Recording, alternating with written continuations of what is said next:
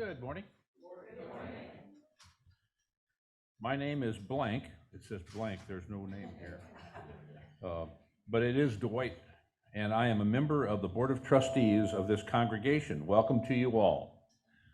The Unitarian Universalist Fellowship of Elkhart is a welcoming community, encouraging religious freedom, nurturing individual spiritual and ethical growth, celebrating diversity, and promoting a just and sustainable world. If you would like to learn more about this fellowship, please look at our website at uufe.org and join us after the service for our coffee hour. I made pumpkin cranberry bread today. For the listening enjoyment of all, we ask at this time that you please turn off your cell phones, silence them, shut them off, throw them in, you know. Also, if you need hearing support, please ask for help at the sound desk. Do you know any Hendrix? Oh, yes, Jimi Hendrix. Well, that would be my request for the day. Okay. Thank you.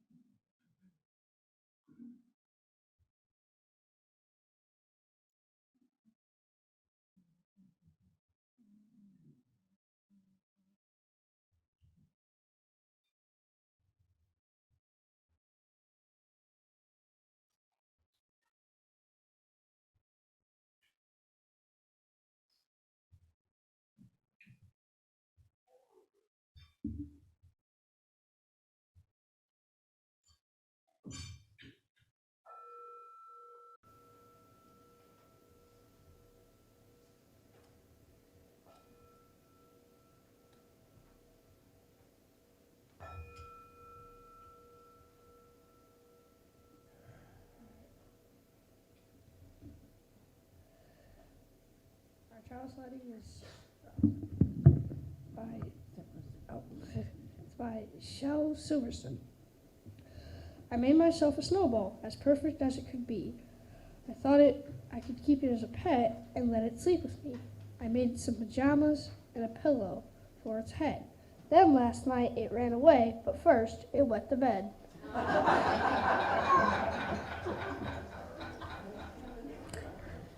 Thank you, Xander, for helping us remember to have fun during this season. And maybe even some snow, who knows. Please join with me in reading together, speaking together, our covenant in unison. Love is the spirit of this church, and service is its law. To dwell together in peace, to seek the truth and love, and to help one another. This is our covenant. And now Steve is going to lead us in our first hymn, O Come Emmanuel. Stand if you're willing and able and sing 225.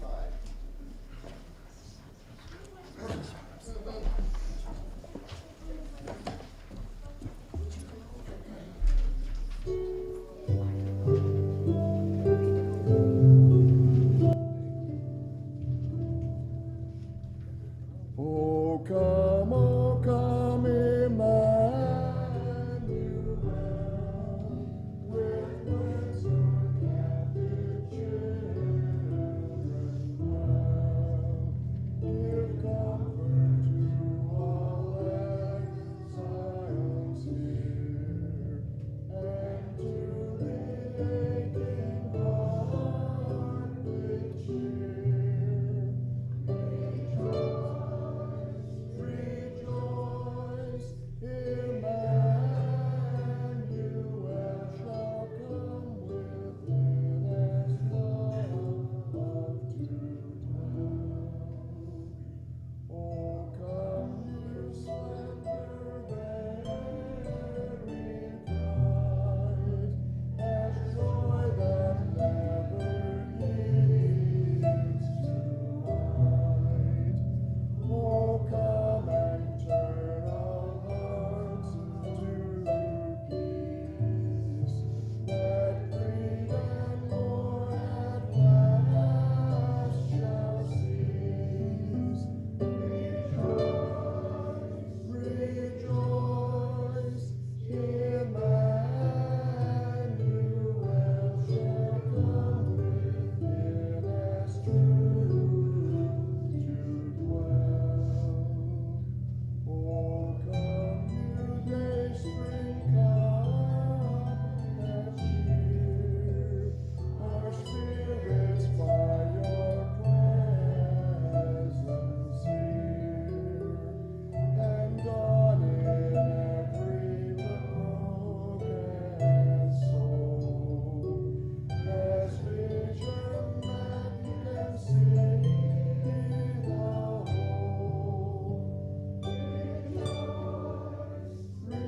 Rejoice, Emmanuel shall come within us light to dwell. Oh, come, you wisdom from on high, from depths that hide within us sigh, to temper knowledge with our care, to render every act of prayer. Rejoice, rejoice, Emmanuel shall come within us hope to dwell.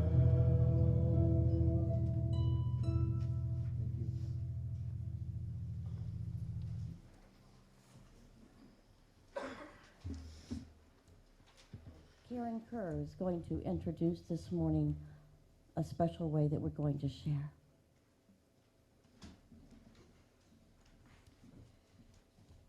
Good morning.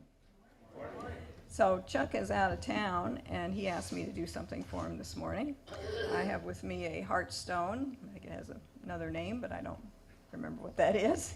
And we're going to pass this around and give it our intentions and blessings for Joan Claiborne, because she has a medical consultation next week of a fairly important nature.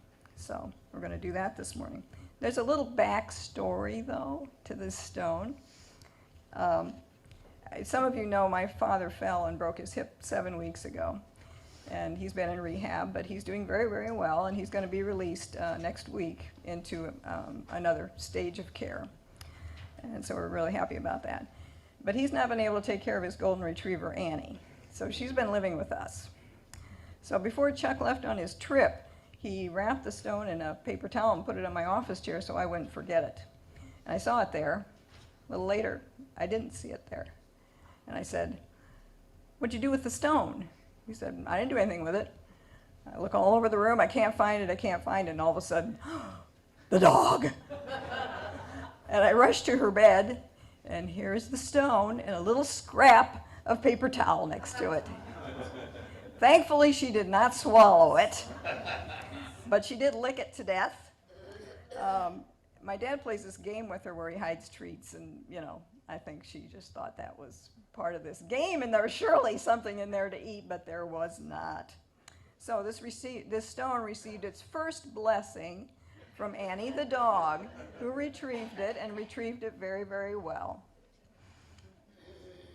Oh, I don't recommend licking it.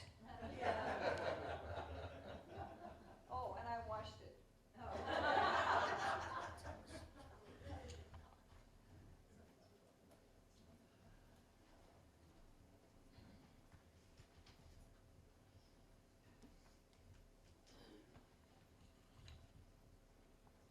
Well, good morning again. It's nice to see all of you. I love your top. It's a pretty color. Ooh, very festive, Laura. Oh, the Grinch. You're not the Grinch. Mary, always a bright smile as we know you. Katrina just sits quietly in the back, but she's very powerful. Hi, Pam. Really interesting scarf. So I'm giving you these compliments because it's the time of the year when you've got a beautiful shirt on. I like that. Yeah, there you are. I didn't notice there's a couple of people in front, but the reason why I say these things is because it's the time of year and we celebrate and we embrace each other, and it's festive and it's loving, and people wonder why I give so many compliments to strangers. Well, it's important that you do. And this musing is all about us. I'm not being fake, and I'm certainly not looking for people to like me. So when I pass someone and notice something I like, I just say it. I love those shoes. Great hair. Or your eyes are beautiful. Why? Because life is hard, and this world can become a downright crappy place. Some people are just plain mean. You never know how much a few kind words could impact someone. You never know what the hell they may be going through. When you put positive vibes back into the universe, you, my friend, become a happier person. Just remember that giving random compliments may actually change your life. But more importantly, it will no doubt change someone else's as well.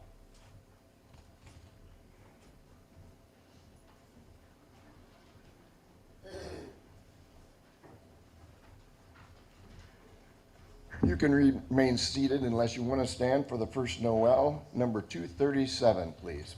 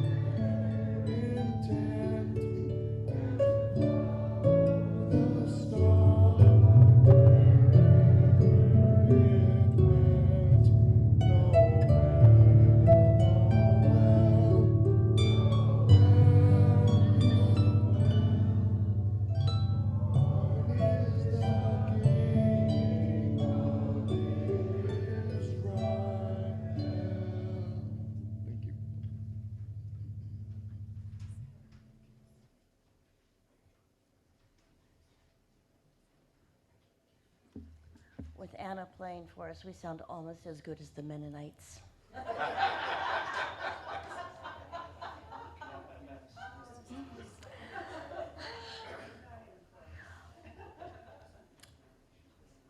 I want to share with you something that a little different as an offering intro.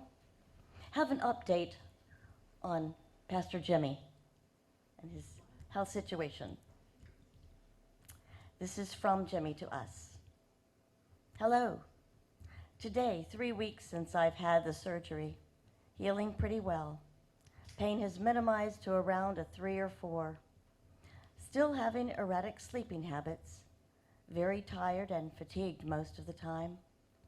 This could last up to 2 months, I understand, but overall, I'm doing pretty well. Take care. Love to all, Jimmy. Jimmy has given a lot to this congregation, and we have given a lot to him. He has acknowledged that during this health crisis, he has received more from this congregation than any other congregation he's ever been with. And I say that now because, as well as the heart that we're sending to Joan, we're a very sharing community. And I wanted to remind us that as we are giving our offering, we are giving to each other. And our cash offering today will be given in its entirety to the Sustainability Fund to meet expected, unexpected emergencies for our church.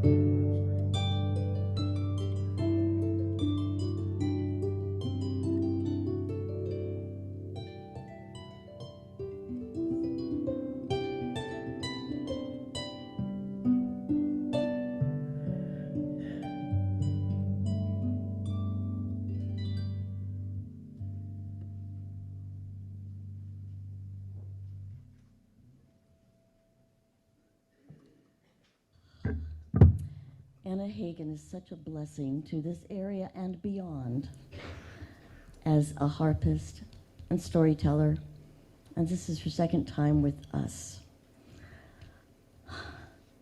There's not much more to say about Anna because she's just so wonderful. You can feel who she is just by being in the same room, even if she's not playing.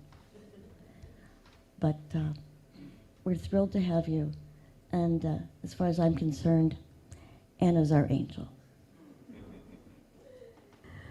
You know why angels play the harp? It takes an angel to get this many strings in tune. Good morning, everyone. It is such an honor to be back with you. Thank you so much, Janelle, for inviting me back in the same year. I must do something right if you had me back. Last time I was here, I had a different harp. I had a great big golden classical harp. So if you heard me last time, same harpist, different harp, same harpist. And no, I didn't accidentally throw the last harp in the dryer and shrink it 3 sizes. Last time I was here, a lot of people asked about my Celtic music, if I play Celtic harp. And so I promised that next time I came, I would bring my Irish or Celtic harp. And Janelle said, well, you have to do that for Christmas. So we are here to bring you some Christmas music on the Celtic harp, but maybe give it a little bit of a different context.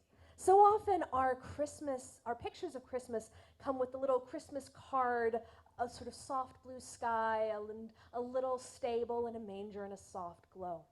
But a lot of the connections that are made in the traditional Christian story of Christmas actually tie back to much older stories of hope and freedom. So we're going to start off with a little bit more of O Come, Emmanuel, and Mary, Did You Know? Because we might not know the whole story.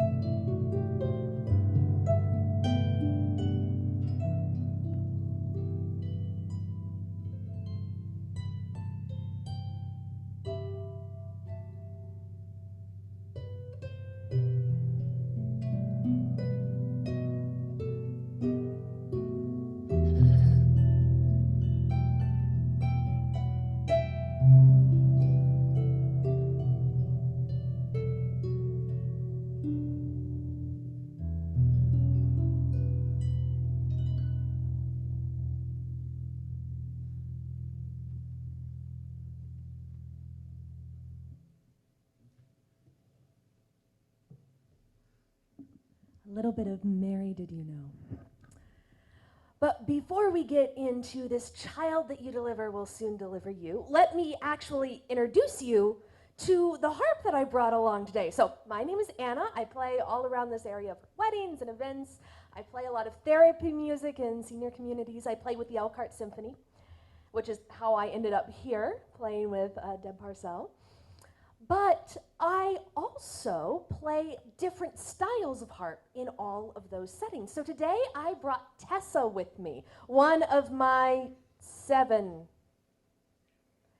harps. I didn't mean to end up with so many harps. They're all different sizes and they all do different things. This is modeled off of a traditional Irish or Scottish harp, and it is a lever harp because it has levers. Harpists were never great at naming things.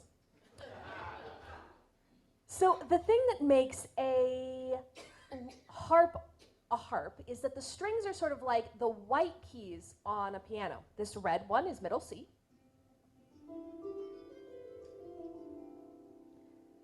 But it's kind of hard to play anything more complicated than...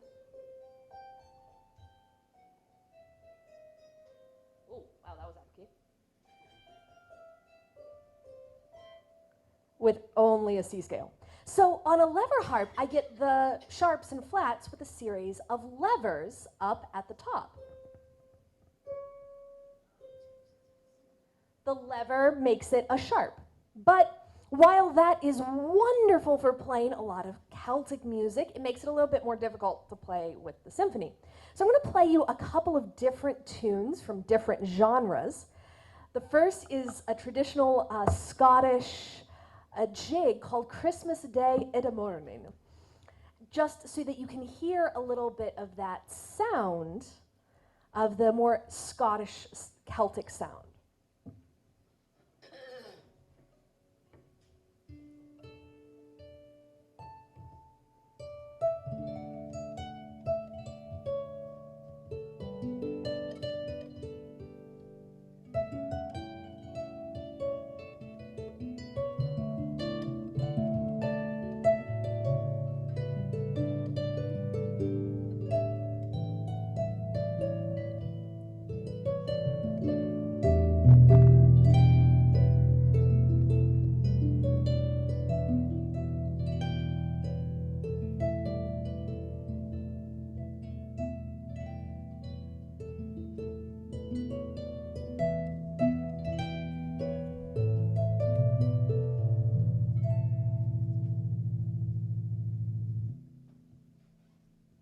Bit of a traditional Scottish jig I should have offered if anybody wanted to get up and dance in the aisles. But while that was a wonderful beginning for folk music and sort of the basis of all harps starts in this simple design, pretty quickly classical music started to get a little bit outside of the single key. It wanted more sharps and more flats, and well, the harp had a really hard time keeping up. So a lot of classical music wasn't written for this harp because this harp couldn't play most of Bach. Do you know how hard I have to work to play Bach? This was a special request. A little bit of Sheep May Safely Graze.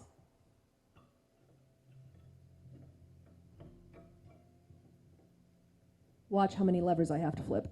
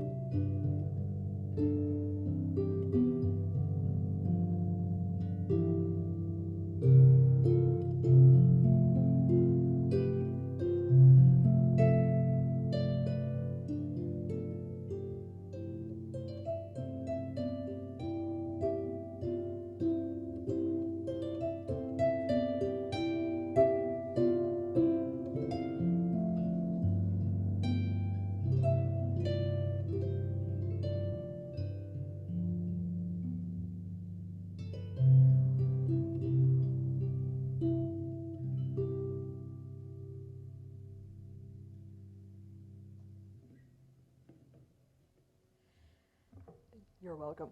And if it, Janelle's special request, always more Bach. But if it is hard to play a lot of classical music because of key changes, jazz should be totally out of the picture, right? So when I started playing harp, I started on a lever harp like this as a way to intro the harp. And then my teacher thought, oh, you should immediately stop playing this and graduate to a great big concert harp. That's what you do. But I was having so much fun on the lever harp, and I couldn't really afford a big one. So I learned to do a lot of things that my teacher didn't expect on the lever harp. And to play you a little bit, this is some African-American spiritual Christmas carols, the foundations of where we go with jazz. Here's a little bit of Rise Up Shepherds and Follow.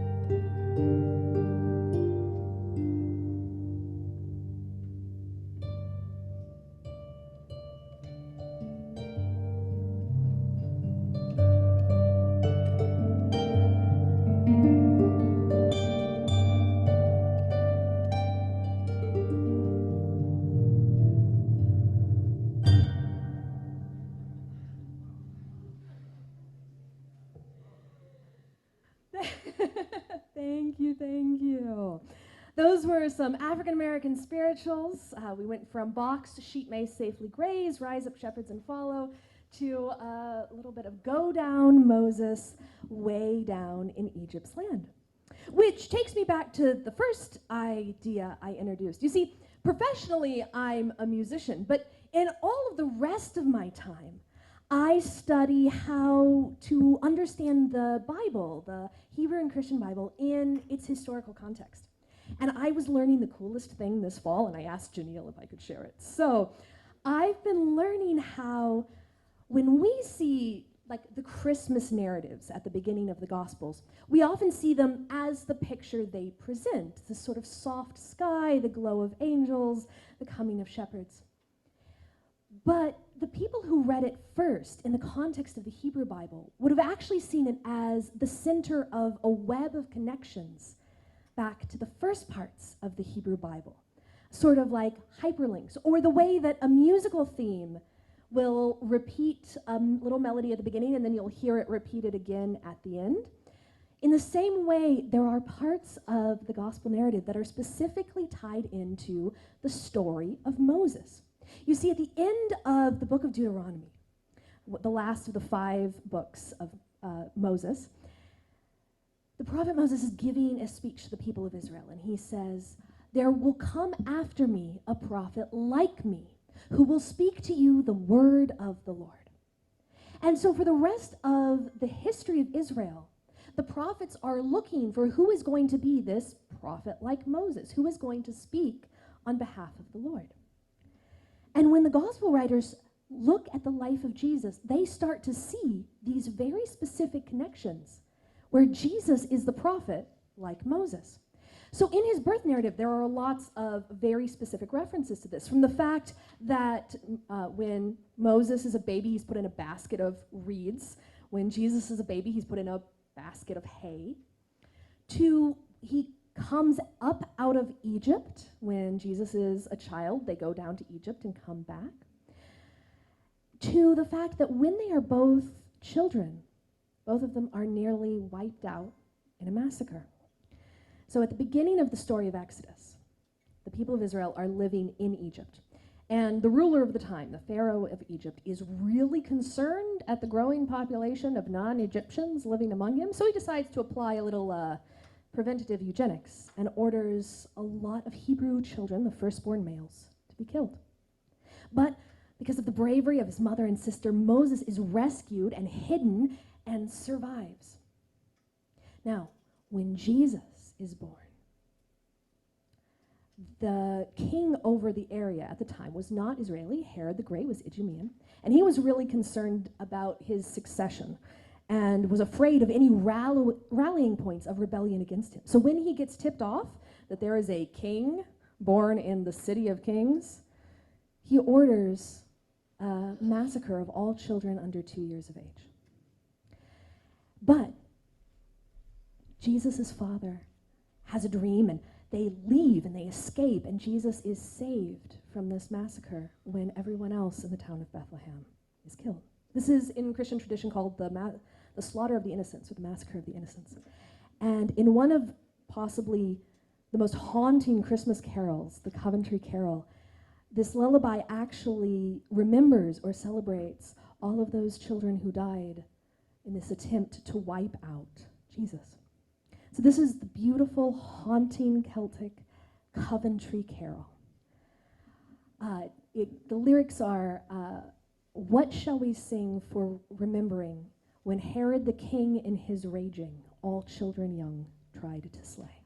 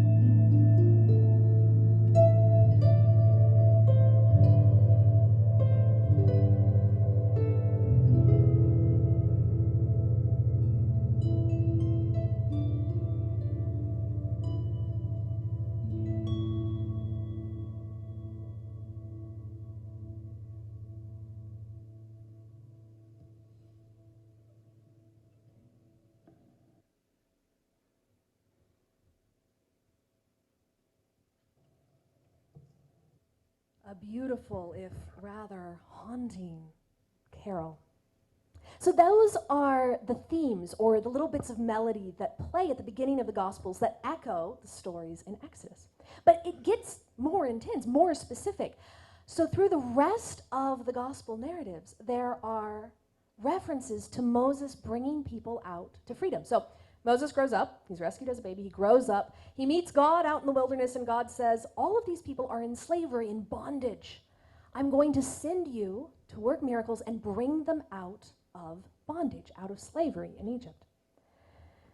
Now, when Jesus first introduces himself, he walks into the synagogue, the Jewish people, and says, the Spirit of God is on me to proclaim freedom for the captives. He introduces himself as the fulfillment of Moses. And when later on, the disciples and the apostles are writing about Jesus, they describe him. Why has he come? What was his purpose? Was to bring freedom. It is for freedom that Christ has set you free. Now, there are references, like both of them give their major teachings off mountains. The teachings of Jesus are broken into 5 sections in the Gospel of Matthew to reference the 5 books of Moses and the 5 structures of the books accredited to Moses. And this theme of releasing of bondage, not just physical bondage of chains, but throughout his ministry, Jesus goes around healing and performing miracles to free people from the bondage that they live in every day. So another favorite request from Janelle. This is O Holy Night. This was originally a French poem that was brought over and translated into English in the 1840s, and it became very popular among abolitionists because of that verse in the middle. Chains shall he break, for the slave is our brother, and in his name all oppression shall cease. Enjoy, O Holy Night.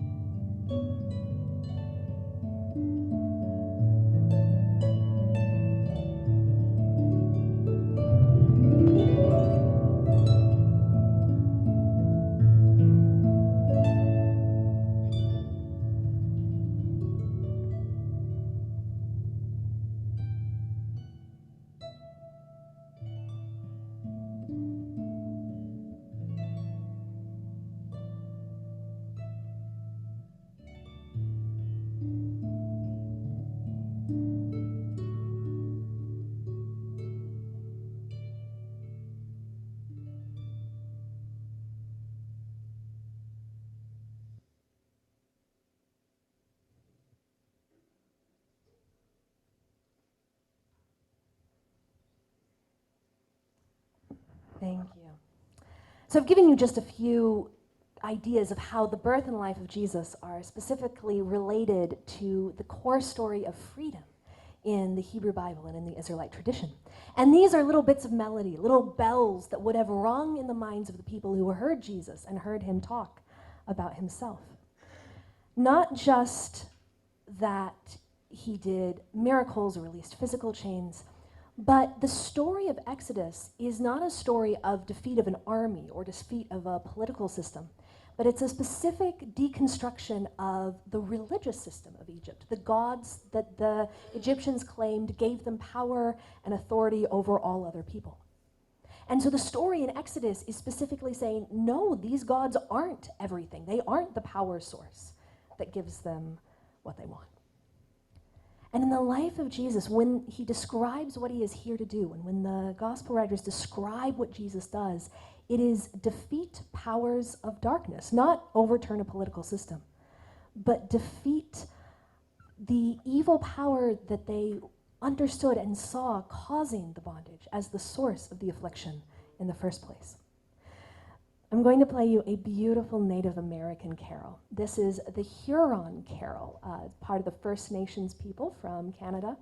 When they first encountered the French missionaries, they created this beautiful carol that replaces the wise men's with the chief bringing rabbit pelts. It's great.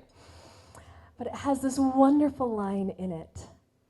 Let no man fear the devil more, for Jesus Christ has come. This idea that the source of freedom is that you don't have to be afraid anymore, because Jesus is the power that is bigger and brighter and stronger and brings freedom. The biggest connection between Jesus and Moses is actually at the end of his life. If you've heard of the Last Supper or communion in Christian fellowship, that's Passover.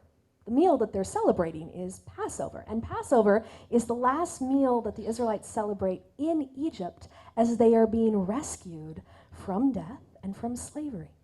Jesus is making a connection, not just that he's like Moses, but that he is the Lamb itself that brings rescue and life. Enjoy the Huron carol. Oh, also, I've told you a little bit about my Celtic harp. So to make it a little bit more hip and modern, I have this amazing series of effects pedals you may have noticed. I electrified this harp and I'm running it through a bunch of stuff normally used by electric guitars. One of these is a loop pedal. Look, no hands. So when you hear a bunch of repeated sounds in this, imitating the different Native American qualities of this carol, you'll know what's happening. I'm not breaking anything. It's all part of the performance. Enjoy the Huron carol.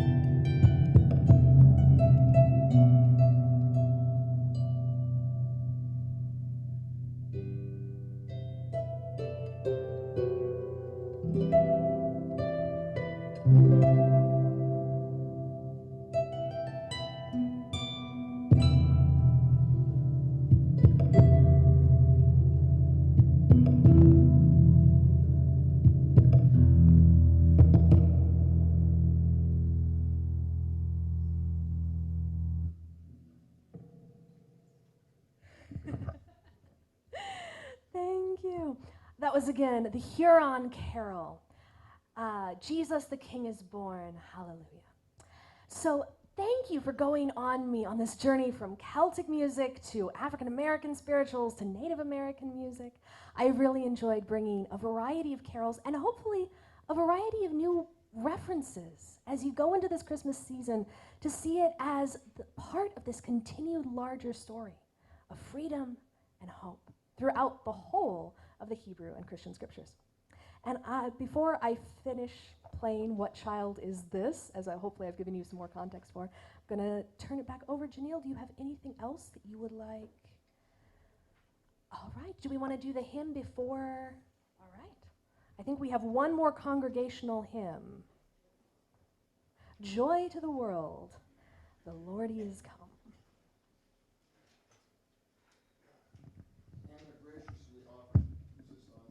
Anna graciously offered to lower the key in this so I could hit the high notes, but it doesn't.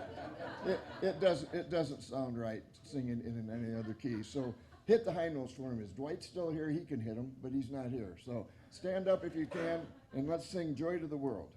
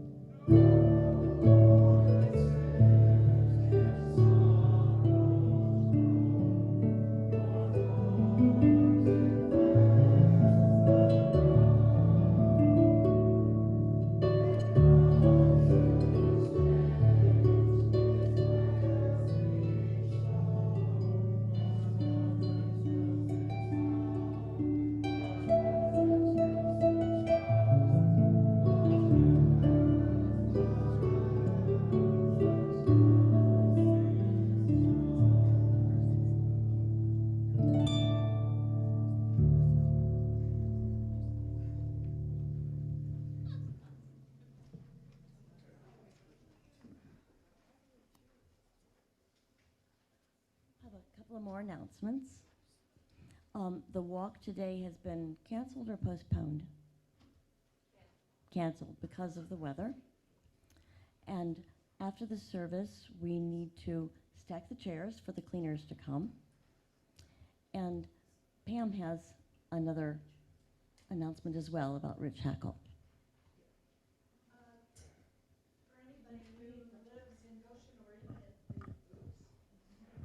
or even if they don't live in Goshen. I talked to Karen yesterday, and she, I think, and has rehearsal and performance, and she would love to have somebody come and just sit with Rich while she's away. She has her girls are coming the early part of the week, but she needs somebody on Wednesday, Thursday, and Friday from about 5 in the evening until about 9:30 in the evening. And they live in east of Goshen, I think. But if anybody could come, they don't have to do anything. They just have to sit with Rich and make sure he's okay and, hang out with him. So if anybody can do that, I don't know who they should tell. Maybe Karen, yes. Okay. I guess see me after, and then I'll get in touch with Karen if anybody's able to do it. Thank you. And where is Joan's heart? Okay, so if any of us didn't get a chance to press our love into it, see Ken afterwards. Okay. We'll just pass that along.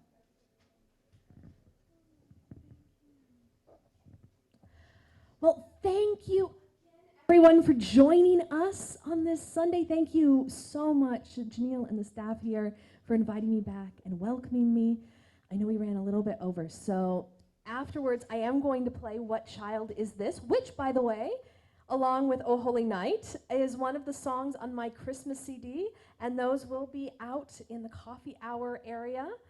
Afterwards, if you would like to bring some harp music home with you, you are welcome to do that. But I have been entrusted to give the benediction, and I am very honored. I am incredibly honored to be here.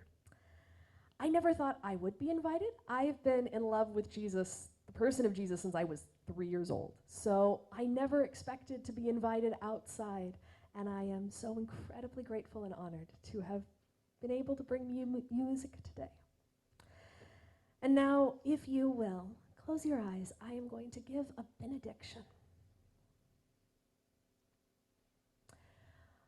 Oh, Lord, we thank you for a season that even in darkness, to remember that we have light and freedom, that we have hope and courage, and that as we interact with our neighbors, with our friends, and with people on the other side of the world, we can walk in the confidence that there is no fear of darkness or death, both as you, the person of Jesus, have come in light and life and proclaim freedom for captives. So help each of us to walk out in light and in freedom. Amen.